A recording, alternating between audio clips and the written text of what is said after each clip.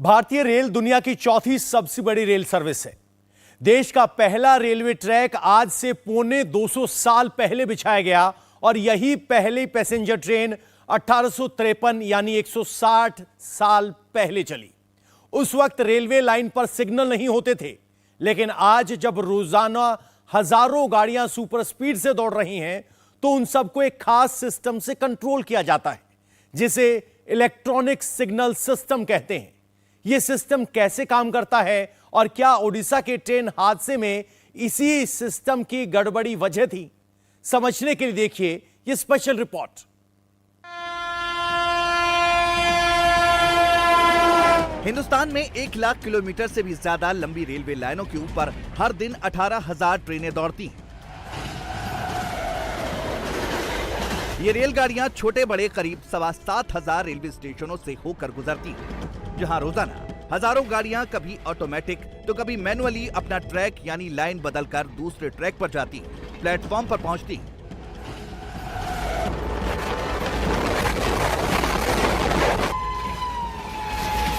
भारत में रेलवे का नेटवर्क दुनिया में सबसे बड़ा है। हर दिन भारत की ट्रेनों पर ऑस्ट्रेलिया की आबादी के बराबर यानी करीब 2.5 करोड़ लोग सफर करते हैं। इंडियन रेलवे उन्हें सुरक्षित मंजिल पर पहुंचाती है। दूर दराज के इलाकों में सिर्फ 2 या 4 रेलवे लाइनों की शक्ल में दिखने वाला रेल लाइनों का विशाल नेटवर्क किसी रेलवे स्टेशन के पास पहुंचकर बेहद जटिल हो जाता है। एक दूसरे को क्रॉस करते हुए ट्रैक, प्लेटफॉर्म की ओर बढ़ती हुई लाइनें कहीं मिलती तो कहीं अलग होती हुई दिखाई देती हैं। कौन सी ट्रेन किस लाइन पर जाएगी, इस सिस्टम को कुछ इलेक्ट्रॉनिक तो कुछ डिजिटल और कुछ मैनुअल तरीकों से कंट्रोल किया जाता है। ट्रेन किस रूट से गुजरेगी, किस ट्रैक पर चलेगी, किस प्लेटफॉर्म पर आएगी, किस वक्त पर पहुंचेगी, इसका पूरा हिसाब किताब मशीनी होता है, लेकिन अल्टीमेट कंट्रोल तो इंसान के ही हाथ में होता है। इस वक्त हम बालासोर रेलवे स्टेशन पर हैं और पैनल रूम में हैं। पैनल रूम वो रूम जहां से आपको समझ में आएगा कि कौन सी ट्रेन बालासोर स्टेशन के अंदर दाखिल हो रही है और कौन से ट्रैक पर जा रही है, और अगर उसे ट्रैक चेंज करना है तो यहीं से तय होता है। इस आप जो डिजिटल बोर्ड देख रहे हैं उससे तय होता है, ये जो मैनुअल बोर्ड देख रहे हैं इससे तय होता है। पहले सिर्फ मैनुअल बोर्ड से होता था, अब डिजिटल बोर्ड भी है, तो दोनों का इस्तेमाल इसे ट्रैक चेंज करने के लिए या किसी भी ट्रैक पे ट्रेन को जाने के लिए या बालासोर स्टेशन के अंदर आने के लिए यहीं से इसी पैनल रूम से होता है। आप अगर ऑफ गाड़ी को लेना है, हमारा सिग्नलिंग सिस्टम में देखिए, इधर पहले ब्लॉक इंस्ट्रूमेंट होता है, उसमें लाइन क्लियर देते हैं हम लोग। ब्लॉक इंस्ट्रूमेंट, हाँ DLE इसको बोलते हैं डबल लाइन ब्लॉक इंस्ट्रूमेंट। तो ये इंस्ट्रूमेंट में हम लोग लाइन क्लियर देते हैं। लाइन क्लियर देने से उसका जो नीडल है वो लाइन क्लियर पोजीशन जाता है। यहाँ पे 3 चीजें दिख रही है, ट्रेन और लाइन क्लोज, लाइन क्लियर, समझाएं। हाँ, लाइन क्लोज सिस्टम जो है अभी कोई गाड़ी सेक्शन में है नहीं। हमारा हल्दीपदा बालासोर का बिटवीन में कोई गाड़ी नहीं है, तो वो हमारा ये जब ये नीडल लाइन क्लियर में देते हैं, ये नीडल जाएगा ग्रीन पोजीशन। ये देखिए आपका ग्रीन दिखा रहा, वो ग्रीन में जाएगा, तब उसका वो सिग्नल होगा। नहीं तो वहां से इसके पहले वाले स्टेशन से वो इस तरफ आगे बढ़ेगा, गाड़ी छूट पाएगा तो होता। उसके बाद वो गाड़ी कनेक्टेड रहता है, यही स्टेशन में गाड़ी घुसेगा, तो ये नीडल हमको ये ट्रेन ऑन लाइन, मतलब वो गाड़ी हमारा सेक्शन में घुसा है, यहाँ नीडल आएगा और यहाँ भी हमारा इंडिकेशन, ये वीडियो जो है, ये विजुअल डिस्प्ले यूनिट जो है, इधर भी रेड आएगा। ट्रेनें टाइम पर चलें, सही ट्रैक पर चलें, तय प्लेटफॉर्म पर ही खड़ी हों, इसका सारा दारोमदार होता है इलेक्ट्रॉनिक सिग्नल सिस्टम पर, जो पहले मैनुअल होता था। मगर कुछ स्टेशनों को छोड़ दें तो देश के करीब 6,500 रेलवे स्टेशनों पर ट्रेनों का मूवमेंट इलेक्ट्रॉनिक सिग्नल सिस्टम से ही ऑपरेट किया जाता है। इलेक्ट्रॉनिक सिग्नल सिस्टम रेलवे का वो सिस्टम होता है जिससे हर ट्रेन के रूट को, उसके ट्रैक को, सिग्नल को और रेलवे लाइन बदलने की पूरी व्यवस्था को कंट्रोल किया जाता है। रेलवे का सिग्नल सिस्टम हर रेलवे स्टेशन पर लगा होता है, जिससे उस रेलवे स्टेशन पर आने वाली हर ट्रेन के मूवमेंट को कंट्रोल किया जाता है, ट्रैक को तय किया जाता है। उसके बाद ही ट्रेन को ग्रीन या रेड सिग्नल दिया जाता है। जो हम लोगों के कोई भी स्टेशन होता है जिसमें आपने देखा कि 2 लाइनें जो जा रही हैं, एक अप और एक डाउन, उस स्टेशन पे 2 और लूप लाइंस होती हैं। तो उस मेन लाइन पे अगर सीधा ट्रेन को चलना है तो कोई इशू नहीं है, बट अगर लूप लाइन में हमें ट्रेन को ले जाना है तो एक पॉइंट होता है जो कि इसमें आपको दिखाया हुआ है नक्शे में, उसके ऊपर, तो उस पॉइंट को हमें ऑपरेट करना होता है, जिससे वो आगे पीछे ट्रेन सीधी जाएगी या लूप में जाएगी। दूसरी चीज हम लोगों को ये डिटेक्ट करना होता है कि वो आगे की जो ट्रैक है वो ऑक्युपाइड है या अनऑक्युपाइड है। ये दो तरीके से हम लोगों की इलेक्ट्रॉनिक भी हो सकती है ये, और नॉन इलेक्ट्रॉनिक भी हो सकती है। इस पर्टिकुलर स्टेशन पे इलेक्ट्रॉनिक इंटरलॉकिंग थी। जब ये इंटरलॉकिंग हम किसी कंप्यूटर बेस्ड सिस्टम से हम लोग करते हैं, वो उसमें ये डिफाइन हो जाता है कि आगे का ट्रैक ऑक्युपाइड है या नहीं, वो हम इलेक्ट्रॉनिकली पता करते हैं और उसमें आपस में इंटरलॉकिंग कर देते हैं, तब इलेक्ट्रॉनिक इंटरलॉकिंग कहलाती है। और कई जगह पे हम लोग रिलेज से ये इंटरलॉकिंग करते हैं, और कई जगह पे अभी भी कुछ स्टेशन पे, कहीं पे नहीं कहूँगा, अभी सिर्फ आउट ऑफ 7000 स्टेशन, कुछ 100 स्टेशन पे लीवर्स के थ्रू हम ये लोग इंटरलॉकिंग करते हैं। तो ये इंटरलॉकिंग है, और इस पर्टिकुलर स्टेशन पे इलेक्ट्रॉनिक इंटरलॉकिंग। अगर कोई ट्रेन तय समय से देरी से आ रही होती है और उसके लिए तय प्लेटफॉर्म पर कोई और ट्रेन खड़ी होती है, तो सिग्नल सिस्टम से देर से आने वाली ट्रेन के ड्राइवर को सिग्नल दिया जाता है कि उसका ट्रैक और प्लेटफॉर्म बदल गया है। अगर आप रेलवे स्टेशन के इलेक्ट्रॉनिक पैनल को देखें तो कुछ डॉट्स और कुछ लाइनें नजर आएंगी। लाइव सिचुएशन में पैनल पर रेड, ग्रीन और येलो लाइनें ब्लिंक करती नजर आएंगी। रेलवे ट्रैक पर दौड़ती सुपरफास्ट ट्रेनें पलक झपकते ही सेफली ट्रैक चेंज कर लेती हैं, जो आपको इलेक्ट्रॉनिक सिग्नल सिस्टम पर इसी तरह से नजर आता है। मगर ये इलेक्ट्रॉनिक सिग्नल सिस्टम जमीन पर कैसे काम करता है, इसे समझना जरा पेचीदा काम है। इंटरलॉकिंग का मतलब है वो सिग्नल जिससे गाड़ियां तेज से ट्रेन इन्हीं पटरियों से होते हुए निकलती है। ठीक सामने इस समय रेड सिग्नल है। इसका मतलब यह है कि इस डाइवर्जन के पॉइंट पर, यानी इंटरसेक्शन के पॉइंट पर, जो यहां पर ट्रेन है वो अभी नहीं चलेगी, और यही पैसेज सीधा लूप लाइन की तरफ जाता है। यानी ये जो पटरी है, एक पटरी जो सीधा मेन पटरी है, जिसपे जो ट्रेन है तेज रफ्तार से जा सकती है। ठीक सामने इस समय जो ट्रेन का इंजन खड़ा है वो दरअसल अपने सिग्नल की वजह से यहां पर रुका हुआ है, लेकिन उसके साथ एक दूसरी पटरी है जिसे लूप लाइन कहते हैं। ये जो लूप का रेलवे लाइन है ये सीधा डाइवर्जन देता है पूरे जो ट्रेन है उसको। ये वो जगह है जिसे इंटरलॉकिंग एरिया कहा जाता है। कुल मिलाके 7000 से ज्यादा भारत में रेलवे स्टेशन है जिसमें छोटे और बड़े हैं। करीबन 80 से 90 ऐसे रेलवे स्टेशन अभी भी होंगे जहां पर इंटरलॉकिंग मैन्युअली है, यानी एक जो पुल है, पुलर के द्वारा उसे खींचा जाता है और तब जाके ये डिस्प्लेस होता है। लेकिन यहां पे डेटा लॉक सिस्टम लगाया गया है आधुनिक डिजिटल माध्यम से हर एक रेलवे स्टेशन के आसपास, जहां पर यह पूरा रूट तैयार किया जाता है। दरअसल यही वो इंटरलॉकिंग का वो एरिया है जहां से ट्रेन का डायवर्जन होता है।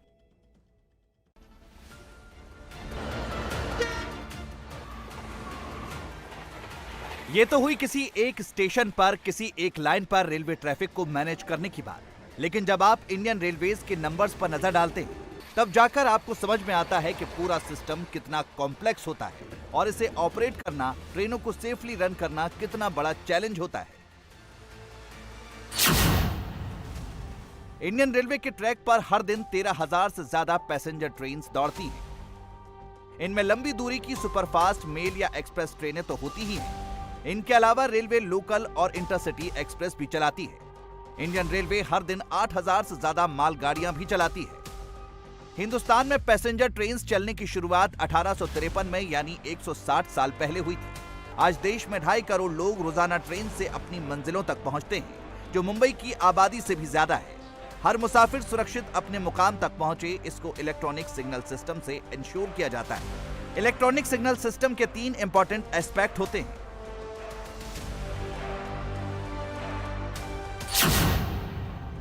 सिग्नल बटन, रूट बटन और reverse button. Signal button train को सिग्नल देने के लिए दबाया जाता है, जिससे ट्रेन को रेड या ग्रीन सिग्नल मिलता है।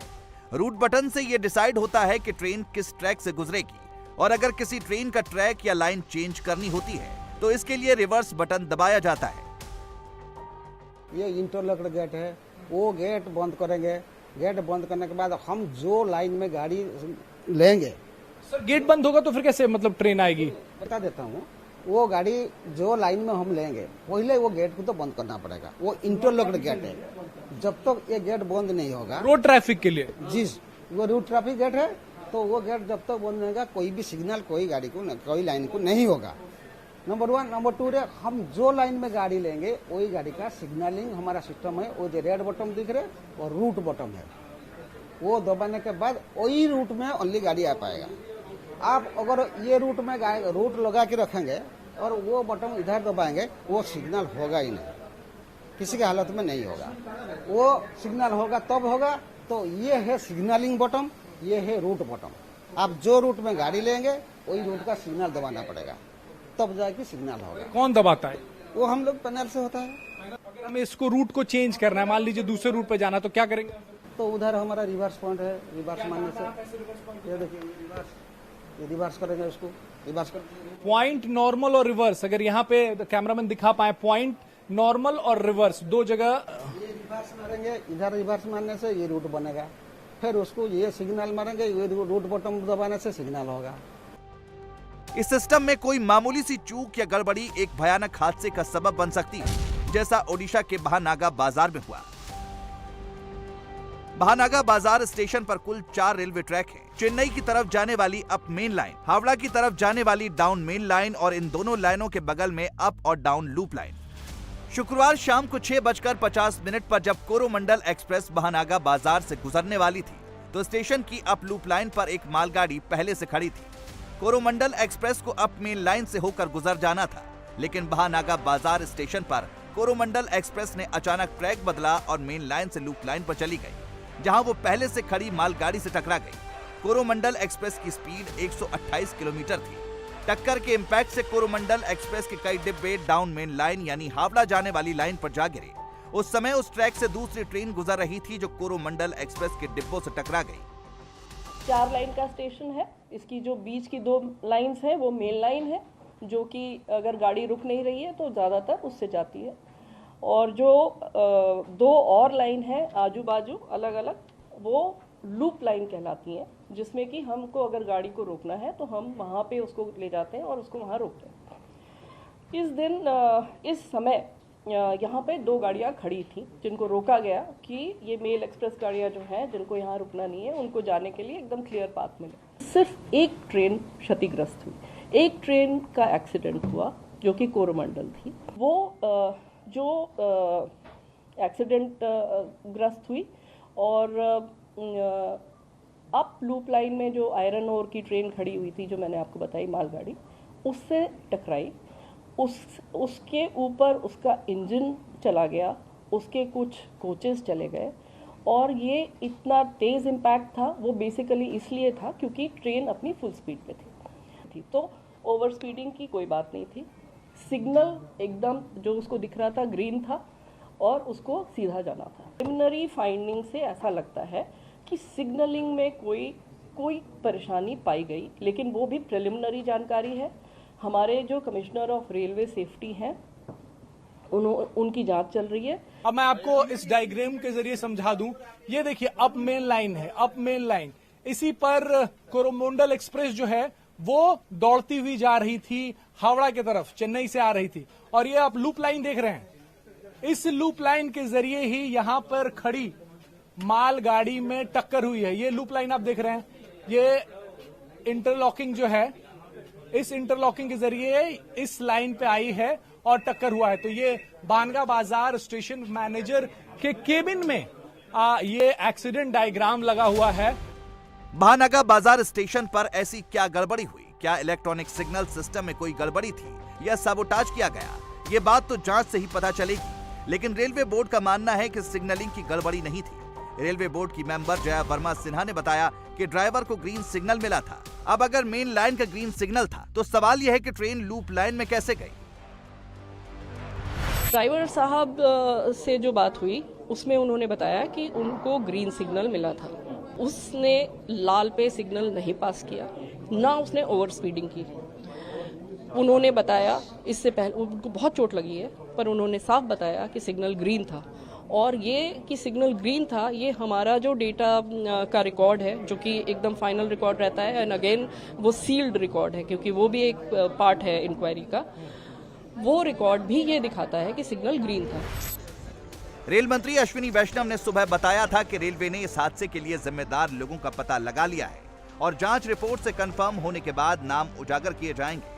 रेलवे बोर्ड ने इस हादसे की सीबीआई जांच की सिफारिश कर दी है। जिस सिचुएशन में ये दुर्घटना हुई है, और जो परिस्थितियां हैं, उन सब को ध्यान में रखते हुए जो कुछ अब तक का एडमिनिस्ट्रेटिव इंफॉर्मेशन मिली है, उस सब को ध्यान में रखते हुए आगे की इंक्वायरी के लिए, आगे के इन्वेस्टिगेशन के लिए इस केस को, इस पूरे मामले को सीबीआई के पास देने का रेलवे बोर्ड की तरफ से रिकमेंडेशन किया जा रहा है। एक दौर था जब भारत में रेलगाड़ियां बिना सिग्नल के चला करती थी। सिग्नल सिस्टम इजाद होने के बाद ट्रेनों की तादाद और स्पीड दोनों बढ़ी। इलेक्ट्रॉनिक सिग्नल सिस्टम भी बेहतरीन ढंग से काम करता रहा है। उम्मीद है कि ओडिशा में हुए हादसे की असली वजह जांच में सामने आएगी और अगर इस सिस्टम में कोई गड़बड़ी है तो उसे दुरुस्त किया जाएगा। इंडिया टीवी हर वक्त हर जगह डाउनलोड करने के लिए सर्च करें India TV news Google play store या ऐप स्टोर पर।